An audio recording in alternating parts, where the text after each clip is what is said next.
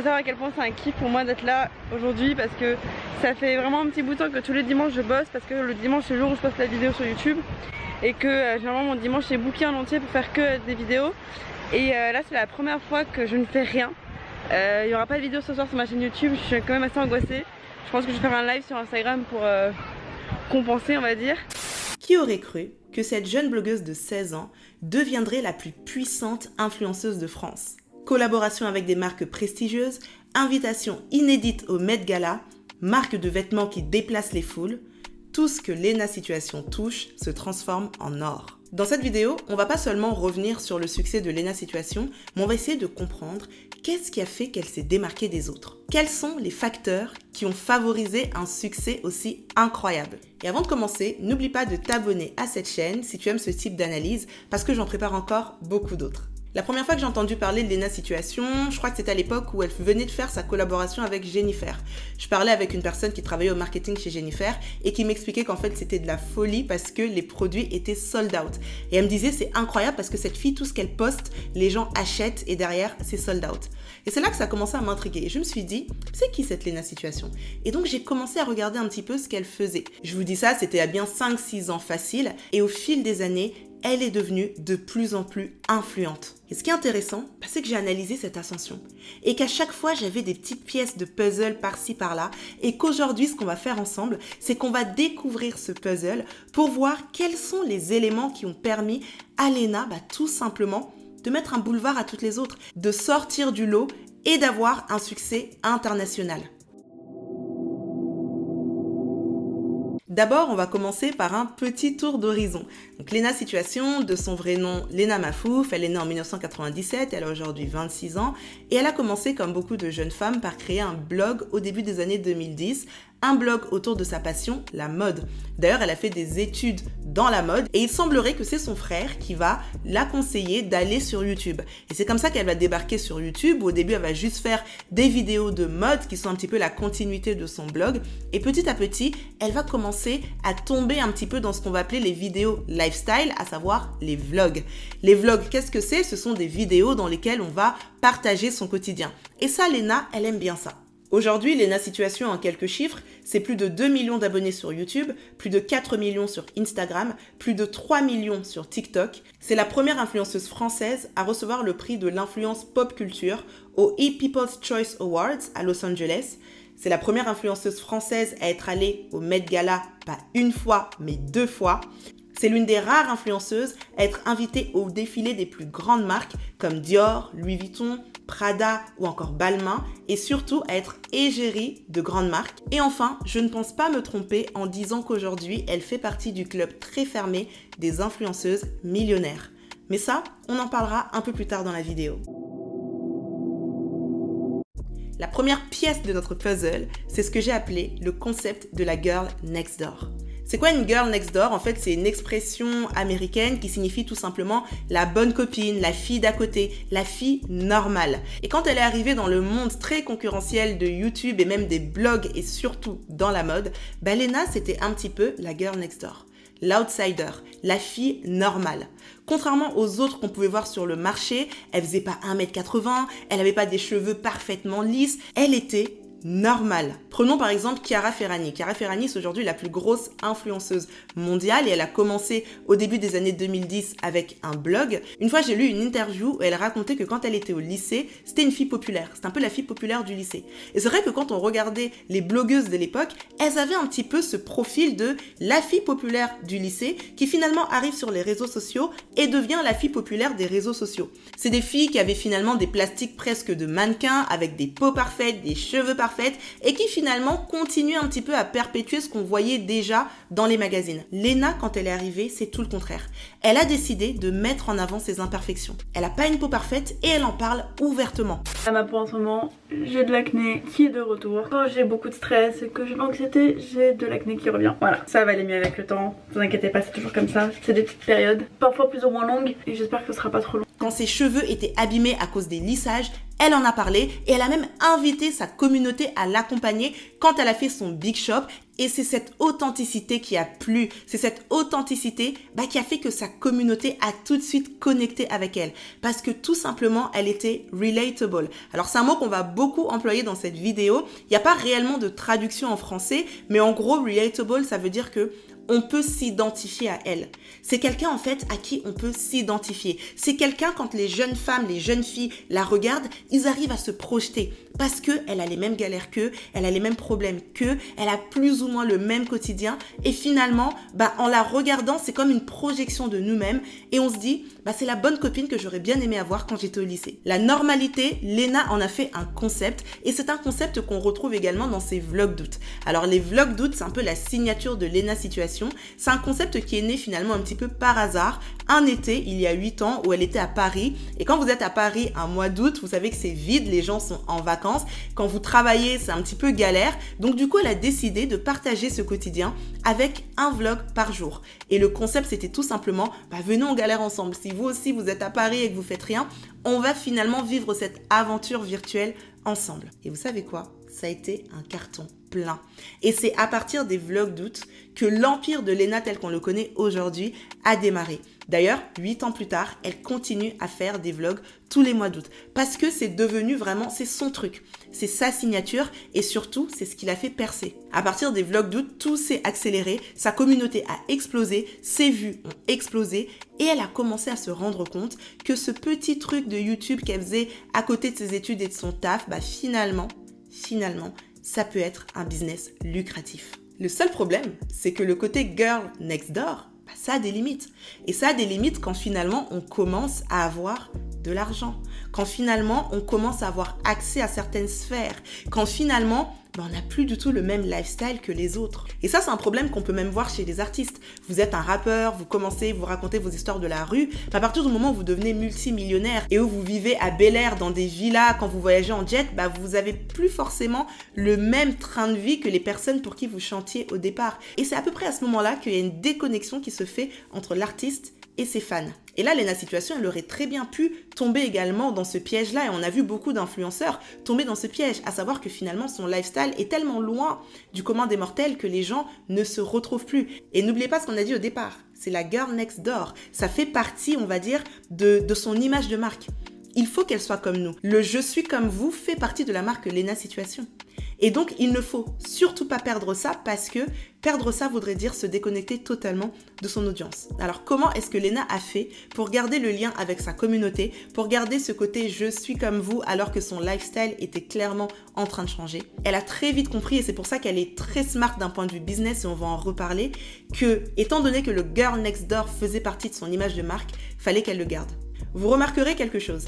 À chaque fois que Léna Situation est sur un tapis rouge, qu'elle soit au Met Gala, qu'elle soit sur un shooting, qu'elle soit sur un défilé, à chaque fois qu'on voit la Léna hyper glamour, qui porte les plus grandes marques, parfaitement maquillée, super belle, tout ce qu'on veut, vous pouvez être sûr que le jour même, en story, elle vous partagera une vidéo d'elle, pas maquillée, en pyjama, pas coiffée, dans son canapé. À chaque fois. Parce que c'est sa manière à elle de garder ce lien avec le girl next door. Je suis comme vous. En fait, là, j'étais en mode glamour. Mais en dessous de ça, je suis comme vous. Et jour après jour, année après année, elle continue à perpétuer cette image parce qu'elle a compris que c'est une des valeurs fortes de son personal branding et qu'il ne faut absolument pas qu'elle perde ça. Et si on va plus loin, vous remarquerez également que Léna ne met jamais en avant son argent. Ça veut dire que là où vous allez avoir d'autres influenceurs ou personnalités qu'une fois qu'elles ont percé, vous les voyez tout le temps dans des jets privés, vous les voyez en fait étaler leur lifestyle luxueux, Léna Situation, c'est tout le contraire. Elle va montrer à chaque fois un lifestyle hyper simple. Vous allez la voir sur son vélo comme toutes les Parisiennes, vous allez la voir aller prendre son Starbucks comme tout le monde. En fait, à chaque fois, vous avez ce « je suis comme vous » qui continue à la suivre. Je crois que c'est lors d'un des derniers vlogs d'août où j'ai vu qu'ils ont partagé un petit peu quand ils ont pris l'avion et on a pu voir qu'ils étaient en business. Et je me suis dit « ah tiens, c'est la première fois que je la vois partager le fait d'être dans l'avion en business. Alors elle le fait peut-être, je la suis pas non plus au millimètre près, mais je l'ai rarement vue. Et c'est là où vous comprenez que elle va rarement se montrer dans des lounges, dans les aéroports, elle va rarement se montrer en business. Quand elle voyage, vous allez souvent voir quand elle arrive à la destination ou à l'aéroport, parce qu'elle va éviter justement d'étaler, entre guillemets, sa richesse pour ne pas se déconnecter de son audience. C'est la girl next door et elle sait qu'elle doit le rester le plus longtemps possible. Et d'ailleurs, quand vous regardez le générique de ses vlogs d'août, où au départ, la chanson dit « I got no money », elle a un petit peu rectifié, il me semble, suite à des critiques de personnes qui disaient « oui, mais maintenant elle a de l'argent, etc. » Par souci de transparence, elle a un petit peu rectifié le générique qui ressemble maintenant à ça. Mais c'est tout, quoi. Vous la verrez pas. Elle est très pudique au niveau de son argent. Alors, c'est peut-être déjà d'un point de vue personnalité. Et en parlant de transparence, la transparence est également un des points importants du personal branding de Léna Situation. Parce que par souci de transparence, elle va aborder certains sujets. Elle va par exemple parler de son anxiété assez ouvertement. Elle va beaucoup aussi parler de harcèlement assez ouvertement. Elle va parler de body positive. En fait, elle va utiliser sa notoriété finalement pour adresser certains sujets dont elle sait qui sont des sujets qui sont importants pour sa cible. Quand vous êtes au lycée et qu'on vous harcèle, quand vous êtes au lycée et qu'on vous fait des commentaires sur votre physique, c'est très difficile. Et en plus, je dis au lycée, mais finalement, même en dehors du lycée. Et donc, elle va utiliser sa voix, tout simplement, pour parler de ces sujets-là, pour crever l'abcès et pour, encore une fois, montrer ce côté, on n'est pas parfait et alors, en fait. On n'est pas parfait et alors. La deuxième pièce qu'on va apporter à notre puzzle, c'est ce que j'ai appelé la méthode Friends. Qu'est-ce que j'entends par là? Si vous suivez Léna Situation, vous savez qu'elle est fan de la série Friends. Elle en parle assez régulièrement. D'ailleurs, elle a fait une série photo récemment sur Gala avec ses amis où ils ont repris un petit peu l'univers de Friends. Bref, Léna adore Friends. Et bien évidemment, la série Friends qui est genre le cœur de mes vidéos pour le storytelling. C'est du pain béni, quoi. Et ce qui va être intéressant ici, c'est qu'en fait, je me suis rendu compte qu'il y avait un parallèle entre la stratégie de la série Friends et la stratégie de Léna Situation. D'abord, qu'est-ce qui a rendu la série Friends successful? Qu'est-ce qui a fait le succès de Friends? C'est une bande d'amis. Alors, on suit le quotidien d'une bande d'amis et l'idée, c'est que c'est des personnes qui sont tout à fait normales. Elles habitent à New York, elles sont en coloc comme à peu près tous les New-Yorkais. C'est des personnes qui, à l'époque, étaient entre la vingtaine et la trentaine et donc on va suivre leur quotidien et suivre cette transition mélangée à des histoires d'amitié et d'amour. Et ce qu'on remarque assez rapidement avec la série Friends, c'est que on se rend compte de la force du groupe. Par exemple, il y a un moment donné où il y avait des histoires au niveau du salaire des acteurs. Et ce qui s'est passé, c'est que les acteurs se sont tous mis ensemble et ils sont allés voir la production tous les 6 pour dire si on doit nous augmenter, on nous augmente tous les 6. Et à chaque fois qu'ils sont allés demander des augmentations, ils sont allés tous les 6. Et à un moment donné, les acteurs de Friends étaient les acteurs les mieux payés de la télévision. Je crois qu'on dépassait les $1 million par épisode. Et ça montre à quel point ils étaient soudés, que ce soit devant la caméra que hors caméra. Par exemple, il me semble que Jennifer Aniston et Courtney Cox sont best friends. Elles sont très souvent ensemble. À chaque fois qu'il y a eu des réunions ou des choses comme ça, tous les 6 ont toujours été là. Quand on regarde, quand on compare avec d'autres séries, il y a toujours des histoires de tel acteur veut être mieux payé parce qu'il considère que c'est lui la star. Les acteurs se disputent dès que la caméra est coupée parce qu'en fait, ils s'entendent pas. Avec Friends, on n'a jamais entendu ce genre d'histoire. Pourquoi? La force du groupe. Et ça, on le retrouve assez facilement dans la marque Léna Situation. Et là, j'ai envie qu'on prenne un petit peu nos casquettes de marketeur et qu'on regarde ça d'un point de vue totalement marketing. Quand je vais parler de Léna Situation dans ce cas précis, je ne vais pas parler de la personne de Léna, mais je vais parler de la marque Léna Situation. Et quand on regarde la marque Léna Situation, on se rend compte qu'on voit rarement Léna toute seule. Elle est toujours entourée de ses amis. Les amis font partie intégrante de la marque Léna Situation. Dans les débuts, quand elle vivait encore chez sa mère, on voyait qu'elle était souvent avec ses amis. Quand elle a pris ses appartements, ses amis étaient tout le temps avec elle. Léna Situation, c'est un groupe, c'est une bande d'amis. Et donc, pour aller plus loin, on va faire le parallèle avec les vlogs août, donc de cette année, la 8e édition des vlogs d'août. Dans Friends, on a un groupe de 6 amis, 3 femmes, 3 hommes, une parité parfaite. Dans ces vlogs d'août de Léna Situation, on a un groupe de 4 amis, 2 femmes, 2 hommes, parité parfaite. Dans Friends, on se rend compte que les personnages ont des backgrounds différents, ils viennent d'univers différents et c'est ça qui va faire la beauté de Friends. Chez Léna Situation, c'est la même chose. Les personnages viennent de backgrounds totalement différents et c'est ce melting pot qui va les rendre encore plus relatable. On continue.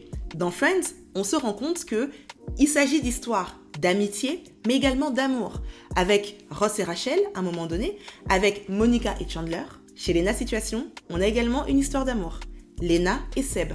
Donc dans la bande d'amis, on a le couple, mais qui fait intégralement partie du groupe. Donc là, il y a déjà pas mal d'éléments qui peuvent nous permettre de faire un parallèle entre Friends et Lena Situation. Et quand on sait que ce sont ces éléments qui ont fait le succès de Friends, ça nous explique un petit peu aussi pourquoi la marque Lena Situation est aussi forte. Parce que la marque Lena Situation, c'est pas Lena toute seule, c'est Lena et son groupe d'amis. Ensuite, on continue avec le groupe d'amis. Ce qu'on remarque assez simplement quand on regarde une série, c'est que très souvent, les traits de caractère sont accentués. Par exemple, quand on va regarder Friends, on va voir que Joey, il va avoir ce côté un peu bébête parfois, mais c'est fait exprès et c'est accentué. On va voir Phoebe qui va avoir ce côté complètement déjanté. En fait, chaque élément de chaque personnage va être accentué justement pour la série. Et quand on regarde le groupe de Lena, par exemple, moi quand je regarde Solène, elle me fait beaucoup penser à Rachel de Friends. Je veux pas les spoil. Mais Solène, c'est dans ce vlog. Oui, mais là, ils Pareil avec Marcus. Quand on regarde Marcus, ce qu'on voit, c'est cet ami complètement déjanté. Vous avez le genre d'ami qui met l'ambiance avec un rire communicatif sur lequel ils vont beaucoup jouer et finalement avec un côté hyper attachant. On est vraiment des... Mais on est machi-macho. C'est l'association pour toi. Quoi? Tu vois? Arrête! J'en ai trop marre. Arrête! Mais qu'est-ce que c'est? Noël, anniversaire, bonne année, la... Pareil pour Lena.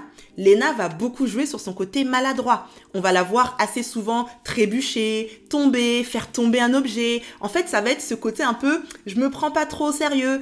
Et ce côté maladroit, elle va en jouer assez régulièrement. Et donc là, ici, je suis pas en train de dire qu'ils sont fake ou qu'ils jouent des rôles. Ce que je dis, c'est qu'ils prennent leur personnalité et ils vont prendre certains traits de leur personnalité qu'ils vont mettre en avant dans leur manière de communiquer.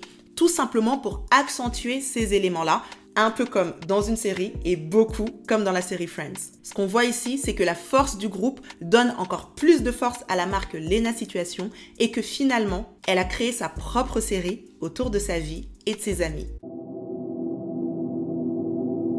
La troisième pièce de notre puzzle, c'est que Lena Situation est une businesswoman hors pair et que très vite, elle a compris qu'avec YouTube, elle pouvait réellement construire un empire et surtout très tôt, elle a considéré YouTube comme un business. Très souvent, vous allez voir des youtubeuses qui vont commencer à créer du contenu et puis finalement, elles vont laisser, puis elles vont faire ça à côté, et puis elles vont faire ça vite fait. Je pense que Lena, en fait, elle a vite vu le potentiel et qu'elle s'est dit, dès le début, je vais traiter ça comme une entreprise. Moi, je me souviens, la première année sur mon blog, je postais tous les jours, je faisais des photos tous les jours. Je ne vivais que pour ça, je ne faisais que ça. J'étais très motivée. Sous ces airs de jeune ado en pyjama qui monte des vidéos sur son canapé, en fait, Lena Situation, c'est un business et c'est un business qui aujourd'hui est très lucratif. Et son meilleur asset, vous savez ce que c'est?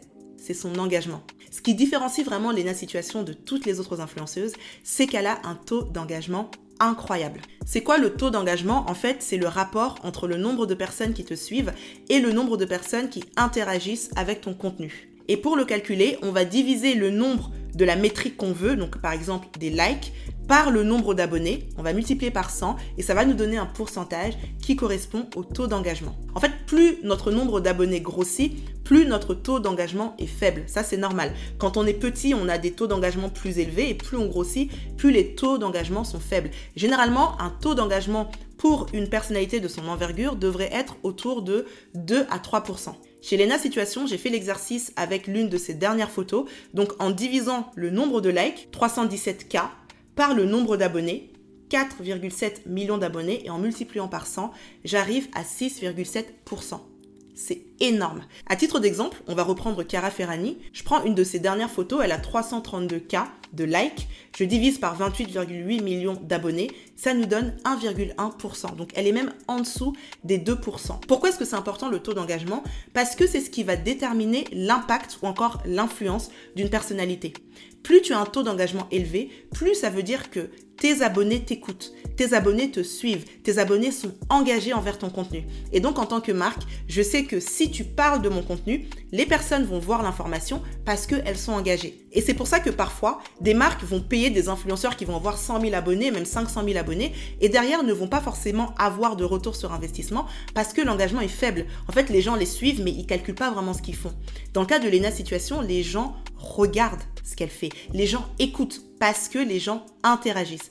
Et ça, c'est l'une de ses plus grandes forces. En restant sur Instagram, je sais qu'une fois, elle avait partagé une capture d'écran de ses stories et j'avais pu voir qu'elle avait autour d'1 million de vues sur ses stories.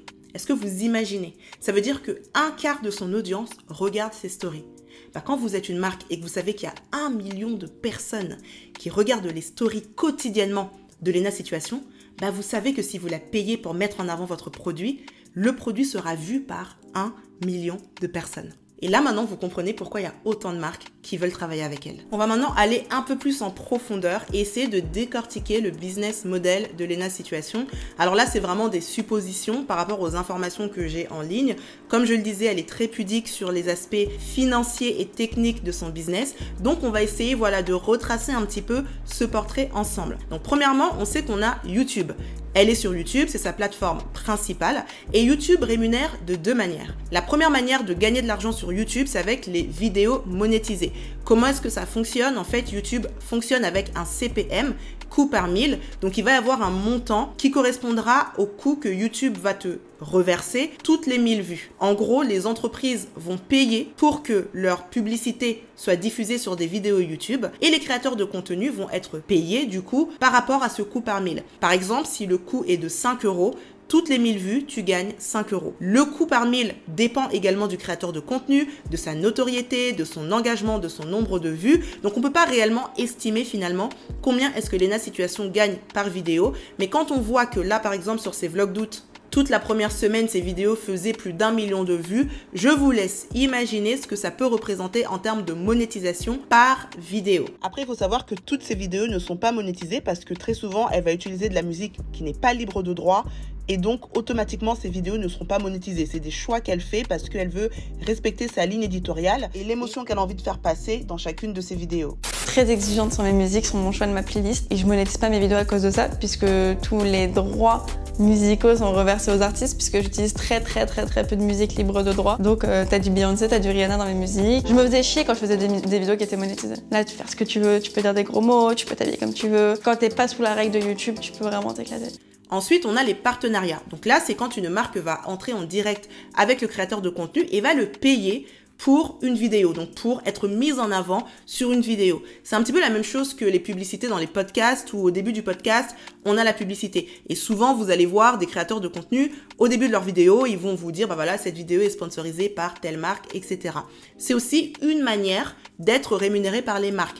Ou alors, si vous êtes par exemple sur le secteur de la beauté, parfois quand vous faites des hauls de vêtements ou quand vous allez faire des tutos beauté avec certains produits, les marques peuvent être amenées à payer ces créateurs-là pour qu'ils parlent de cette marque lors de leurs vidéos. Toujours en restant sur les vlogs d'août, il y en a un dans lequel Léna, elle va mettre en avant Revolut. Que Revolut, c'est une banque en ligne qu'on avait déjà tous dans la team et surtout, c'est qu'à l'étranger, c'est extrêmement pratique. Donc là, je suppose que c'est une campagne avec la marque et là, on est typiquement dans un exemple de sponsorship ou de partenariat sur YouTube. Sauf que Léna, elle n'est pas présente que sur YouTube. Elle est également très présente sur Instagram.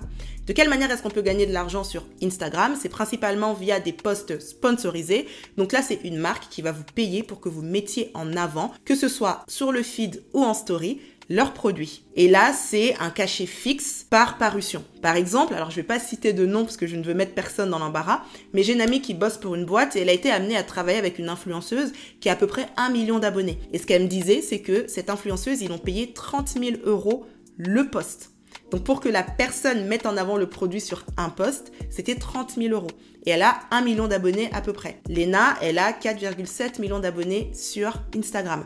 Donc je vous laisse encore une fois essayer de faire les calculs pour imaginer combien est-ce que ça peut coûter d'avoir Léna Situation qui fait un post sur votre marque. Et je ne vous parle même pas des stories. Souvenez-vous, je vous ai dit qu'elle avait minimum 1 million de vues en story.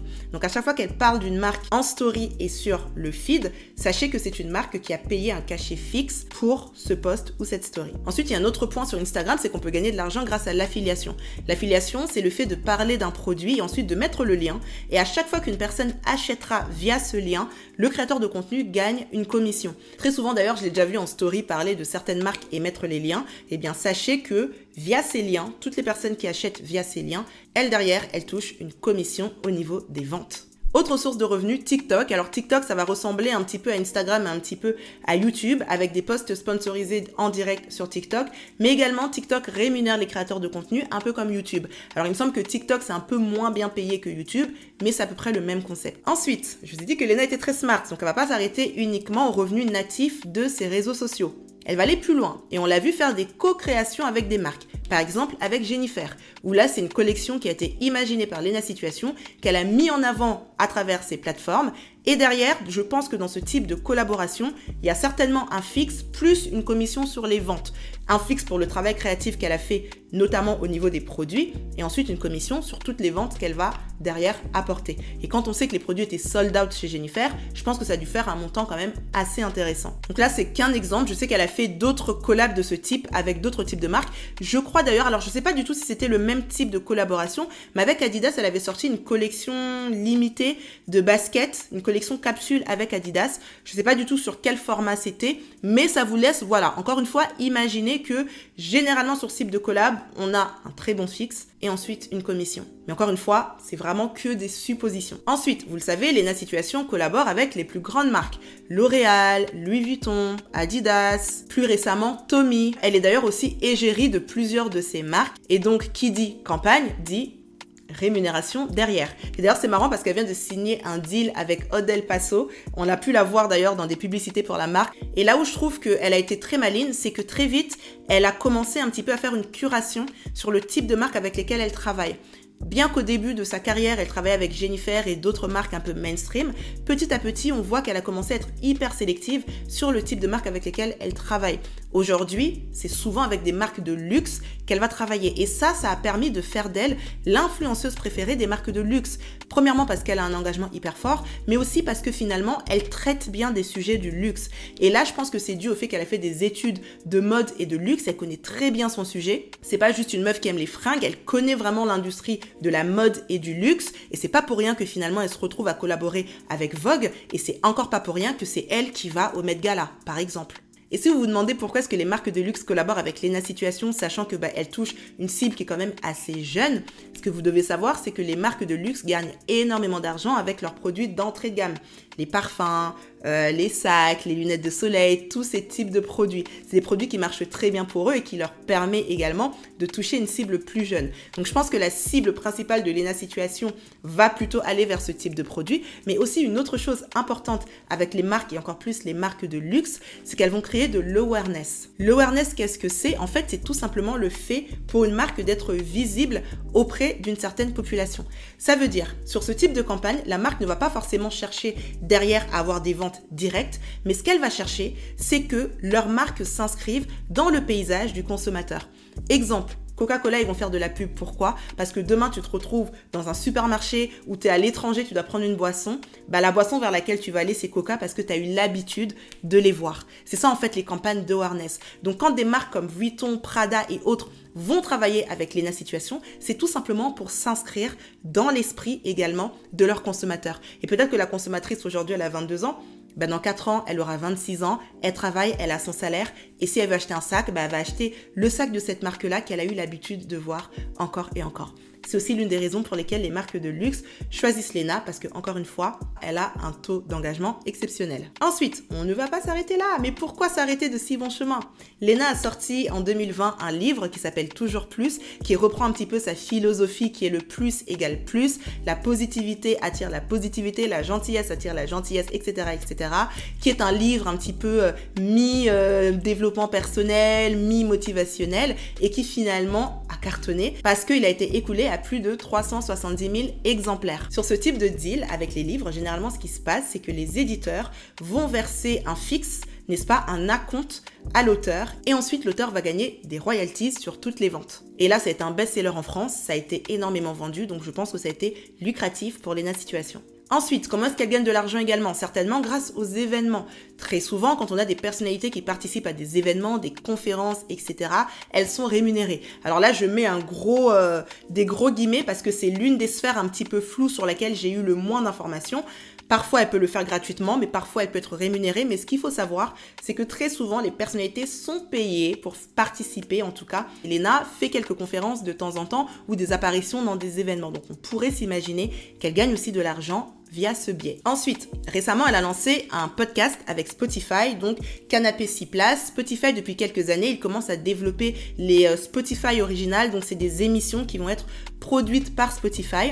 Quand c'est comme ça, très souvent, la personne qui est choisie pour justement proposer son contenu autour d'un podcast boosté par Spotify est payée. Là, j'ai aucune info sur le deal entre Spotify et Léna Situation via Canapé 6 places, donc qui est son podcast. Par contre, quand je regarde un petit peu aux États-Unis, il y a une podcasteuse hyper connue qui s'appelle Alex Cooper, qui a un podcast qui s'appelle Call Her Daddy. Je crois que c'est le deuxième podcast le plus écouté aux États-Unis. Et il y a quelques années, son podcast a été racheté par Spotify et il a été racheté 60 millions de dollars.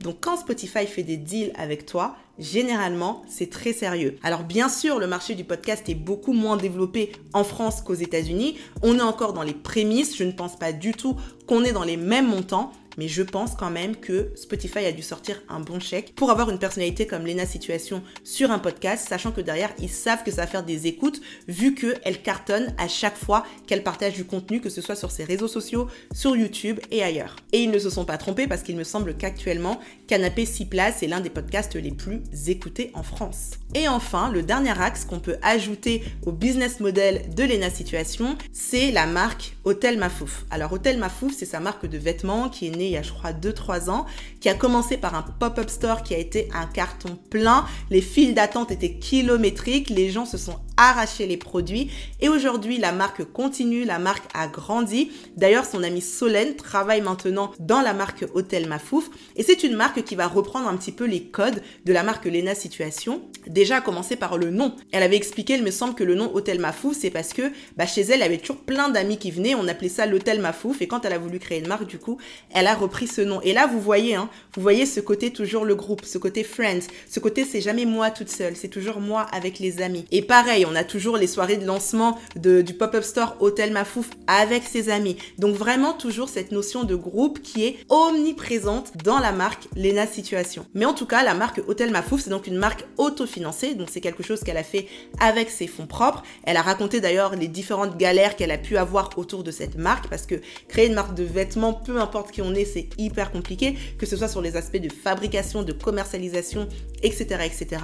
Mais la marque grandit, c'est la petite marque qui monte. Moi, je pense que tant que cette marque sera directement liée à sa fondatrice, à savoir Léna, elle fonctionnera parce que finalement, la marque devient une extension d'elle. Et tant que ce sera des petits produits simples à consommer qui finalement ressemblent à des merchandising, je pense que cette marque a de beaux jours devant elle. Léna Situation, c'est finalement cette jeune femme passionnée de mode qui a misé sur sa simplicité, son authenticité, sa normalité pour se démarquer. Elle a apporté un bol d'air frais sur un paysage qui était totalement homogène et c'est ce qui l'a permis non seulement de se démarquer, mais de créer une relation extrêmement forte avec son audience. Sa notoriété lui a ouvert les portes des plus hautes sphères de la mode jusqu'à participer 2 fois au Met Gala, l'événement mode le plus important du secteur, organisé par Anna Wintour elle-même, que Léna a d'ailleurs eu l'occasion d'interviewer dans son podcast. C'est simple, tout ce qu'elle touche se transforme en or. Léna Situation, c'est juste la girl next door qu'on a envie de voir gagner. C'est cet outsider qui est arrivé, qui a imposé ses propres règles et qui aujourd'hui domine le marché. Et surtout, elle est l'exemple même que n'importe qui peut se frayer un chemin au sommet et que ta passion, peut t'ouvrir les portes les plus prestigieuses de ce monde. J'espère que tu as aimé cette analyse. Si c'est le cas, n'hésite pas à me le dire en commentaire. Dis-moi également ce que tu penses toi de Léna Situation. Est-ce que tu la suis depuis longtemps? Qu'est-ce que tu penses de son évolution? Et si j'ai oublié des éléments dans cette analyse parce que j'avoue que je ne connais pas parfaitement son parcours, n'hésite pas à me le dire en commentaire. Je serai ravie qu'on puisse échanger sur ce sujet. N'oublie pas également de t'abonner à cette chaîne. Je prépare plein d'autres analyses de ce type. Et dis-moi d'ailleurs quel type d'analyse de personnalité, de marque que tu aimerais que je passe au peigne fin. Je te dis donc à très bientôt pour une prochaine vidéo et en attendant, prends soin de toi.